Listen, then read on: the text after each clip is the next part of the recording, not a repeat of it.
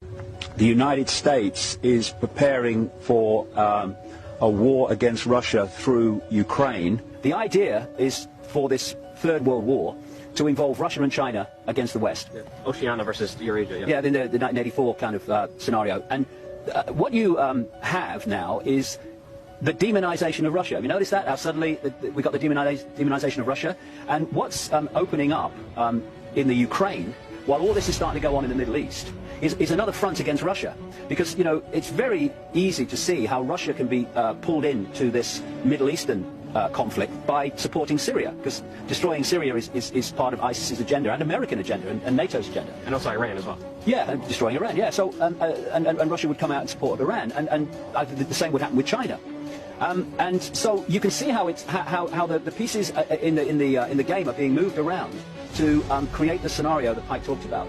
And the idea is to basically bring everything to its knees, so that the world would have to be rebuilt in its structure and the way it operates, and that would be in the image of what they've been working towards all along: world government, world central bank, world army, world currency, centralized control of the planet.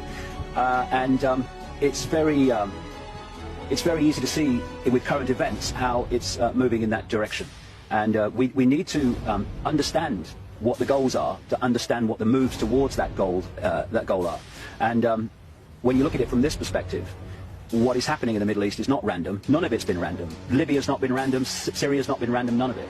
And ISIS certainly isn't random. It's part of this long-term plan to take over the world by creating enormous chaos to which they can offer the order out of the chaos, their order, their new world. With all the bombs that they're dropping on them. Yeah, in fact, a close aide of President Putin, who has special responsibility for Ukraine, has actually said this week that the United States is preparing for a war against Russia through Ukraine, and that what they plan is to try to take Crimea back. Now, you can have the odd bit of terrorism and bad things happen in Ukraine to Russian supporting people, and Putin can stay back and hold his fire because he knows what they're trying to manipulate him into. But if they try to take Crimea back, Putin's ego and Putin's pride will no way, I would strongly suspect, allow him just to let them do it. Exactly.